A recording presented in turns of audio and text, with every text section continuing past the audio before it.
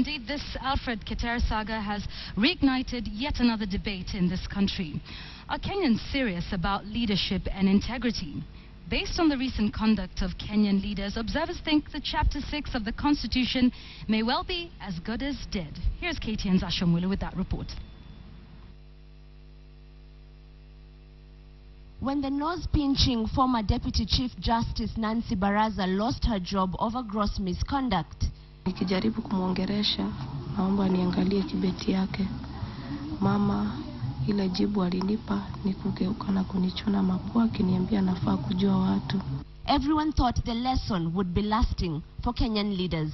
When the president calls, my friend, you have to respect, whether you are whatever. It appears the lesson was lost on some. Out of Alfred Keter's 5-minute and 55-second long rant, this part caught the attention of political commentator Professor Lukoya Twoli and leadership consultant Javas Bigambo. We are the ones who legislate. We make laws for this country. And this is who is the owner of this company? But Mheshimiwa, we enforce the laws, Mheshimiwa. That's why the government has deployed us here. Okay, excuse us. We will reverse the law. Now, but we have to sack the people. We have to sack the people and we have to reverse the law. The politicians are at liberty to break the law because they're the ones who make it, is an opinion that I think rules in our entire political spectrum. Our politicians rule over us.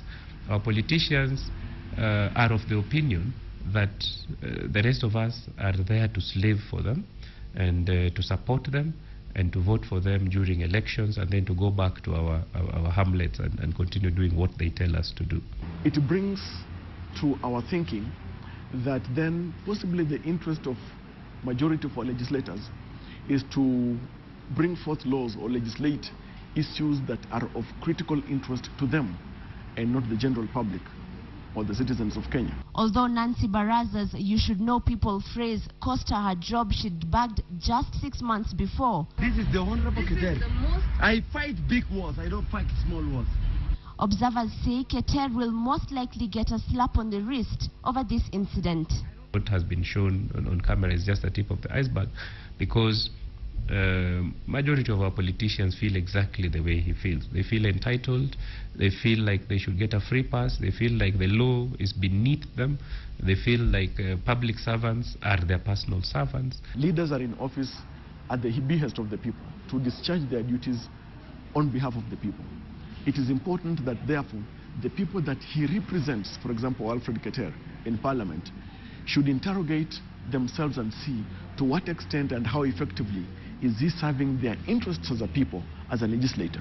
We have a low caliber of leadership in this country, and it is entirely our fault because of the decisions we make during elections. The acts and omissions of Honorable Keter should shame not just his conscience, but even those that he was name-calling and purporting to act in their interests.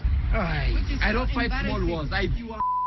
So whether it's the profanity hurling MP at a weighbridge, someone who should have complained, it is myself, at the pollution of her very smelly panties, or the alleged hate speech king on social media, which is a clause 23 be deleted and proposed by Honorable Chepkonga, or even an entire house legislating on a law amidst a mass wrestling match, the Constitution's Chapter 6 on leadership and integrity is yet to see the better of days. Asha Mwilu, KTN, Nairobi.